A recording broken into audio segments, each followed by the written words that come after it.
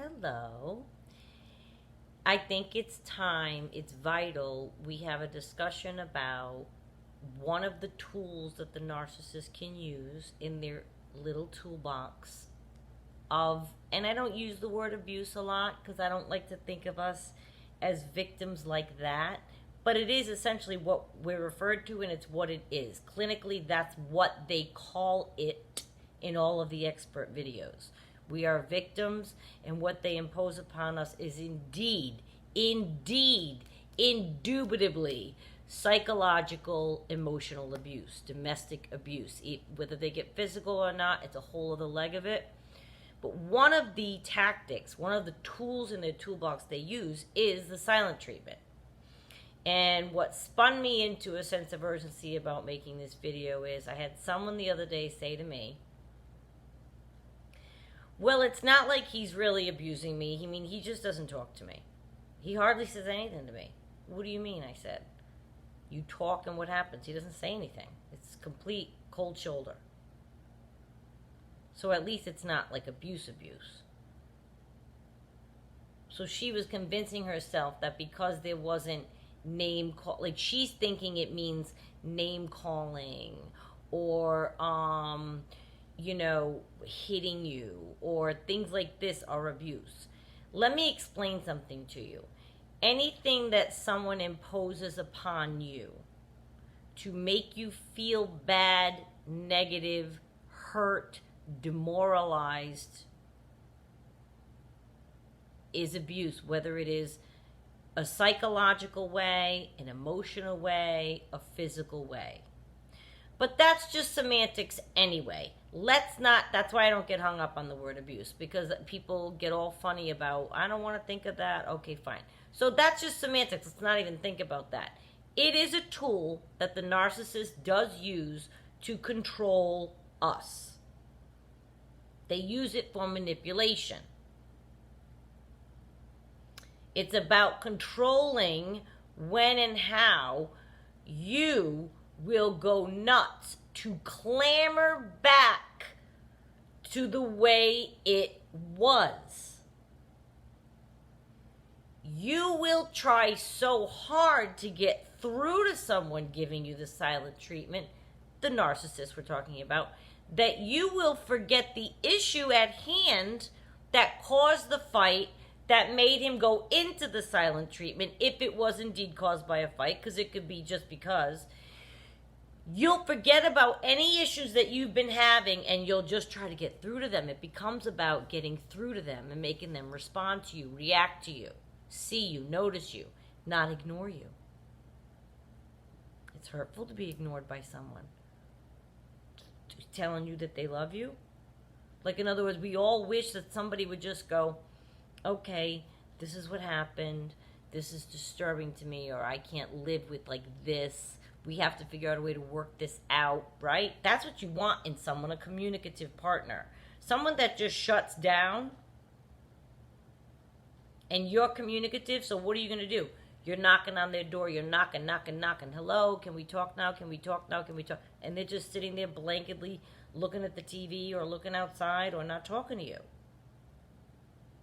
Just because they might do this.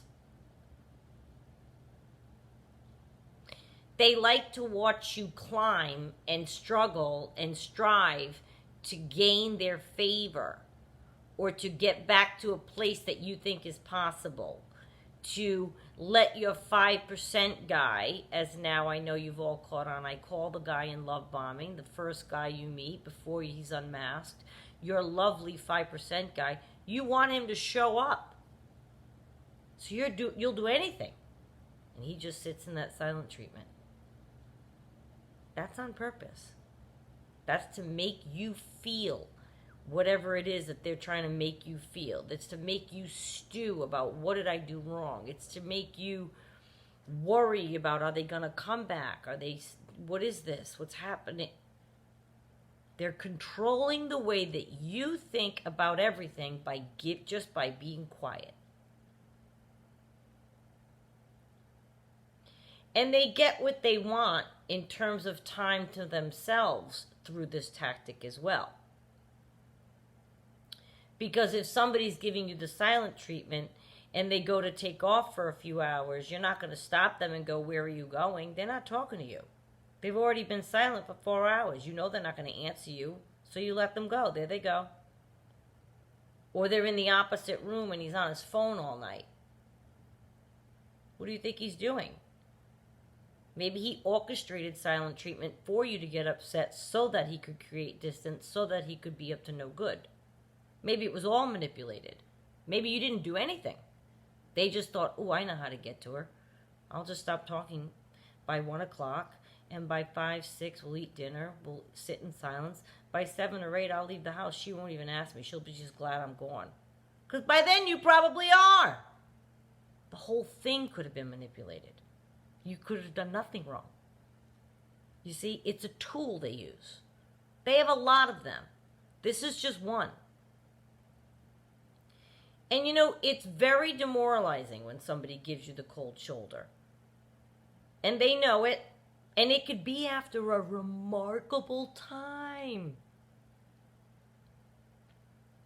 It just depends. It could mean that they're upset about new supply isn't getting back to them. Or they're having a tough day at the poker game of gaining new supply. Or somebody that they're seeing behind your back is giving them a little grief. Again, they're not feeling it in their hearts, but it's going to hurt their ego enough that they're going to sit there and sulk about it, and they're going to sell it to you as an innocent, silent treatment that doesn't mean anything. I'm sorry about last night, honey. I just wasn't myself. You know how I get in my own head. I know you were trying to make headway. I just had to get out for a few hours and clear my head. I feel much better today. But they watched you go nuts for 10 hours. They watched you sleep on not knowing what's up. They knew that all night you couldn't sleep. You woke up wondering. Your heart is in your throat. What's he about to tell me? Who does that to a person? Who would do that to a person? I tell everybody I know, I don't ever want anyone to come up to me and say, sit down, I have to talk to you. Like I've told my mother, my father, my brother. If you ever have bad news for me, say the news. Because even the anticipation of, sit down, I have something to tell you, my mind's already going nuts. It's already insane with worry. And just tell me the news. Just say it. Don't say I got to talk to you because I'm dying now. It's the same thing. You're dying that whole time. They don't care. They keep you in that state. They want you in that state. Now they come back around the next day. You're so grateful that you don't dare bring up something else or try to finish a conversation you had or concern you had, because they'll go right back into the silent treatment that you just came out of and you couldn't stand it. It's horrible. We forget what we wanted to discuss. We forget what, you don't dare say, oh, where'd you go last night? You want to create another fight or more silent treatment? You just got him back. I'm talking about if you're still in a relationship. It is a tool that they use. And some of us, without knowing it, you fall right into it. Or you're going to yell at them the whole time or try to get them to talk. Or you keep talking thinking they're listening to you. You keep talking thinking, oh, at least he's being quiet. Maybe I'll get through to him. So you find yourself talking for 3 hours straight. That can happen too, and they don't budge. It's on purpose. That's why they're doing it to make you nuts. It could be. Or like I said, they're having a slow night on narcissist lane, or they're upset about some new supply didn't respond quick enough, or they didn't have their ego assuaged by somebody out there in the world today. And you might say, well, I feed their ego. No. You know they need new, strange, constant. No.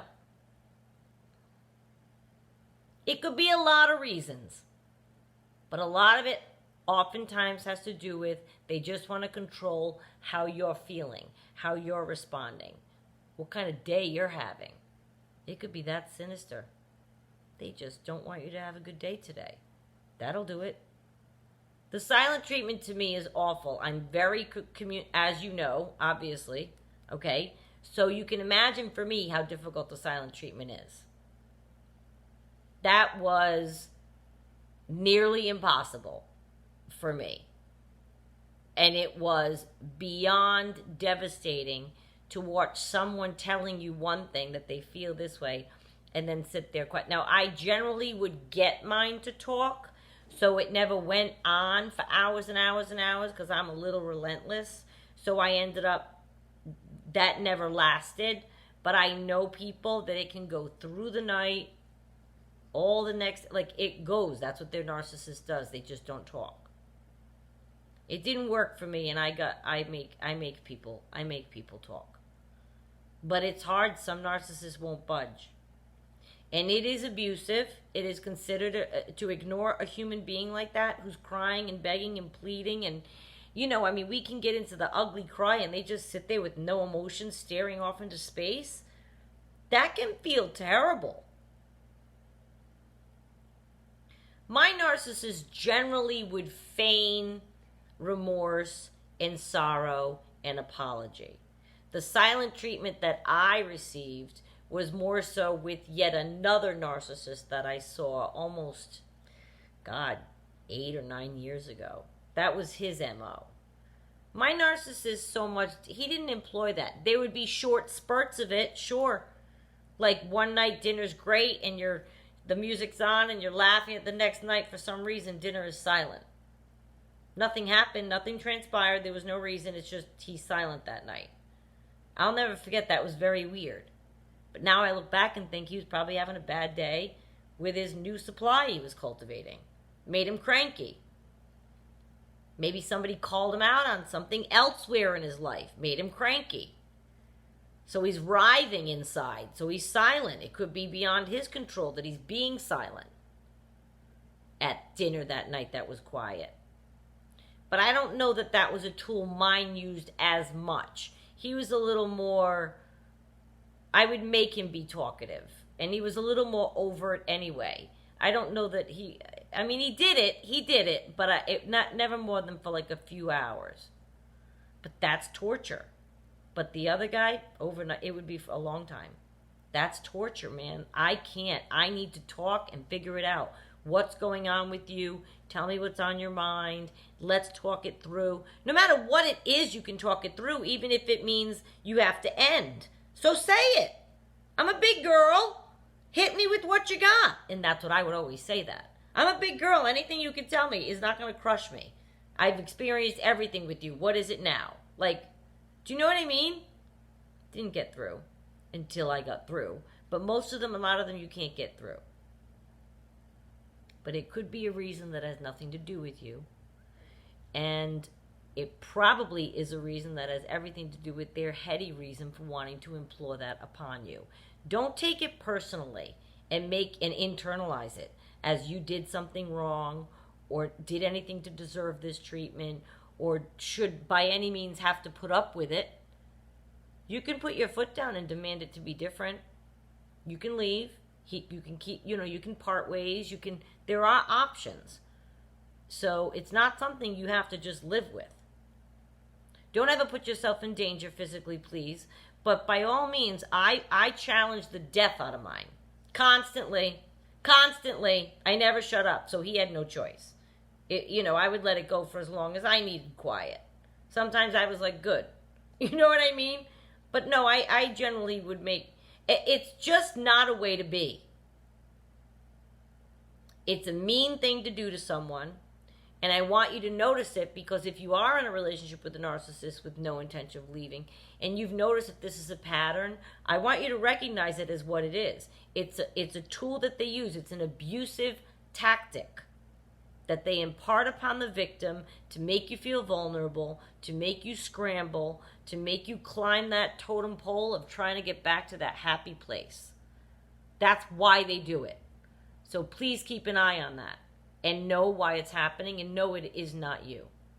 Stay strong. It's a tough spot, the silent treatment. It's very, very painful. And when you have it happen, I want you to pay attention to their behavior just before it and just after it. Are they going out? Are they retreating to another room while giving you the silent treatment? What happened just before the silent treatment with them? Is there suspect behavior afoot? Because it could be indicative that they're taking the time they need for something they're doing. They're orchestrating silent treatment to put you on opposite sides of the house or in opposite places. All right, I'm just going to go to my sister's, you might say, and then boom, they're alone to do it. Like, you have to look at the surrounding circumstances. There could be suspect behavior afoot, and this is the time that you might notice it if you keep your eyes open.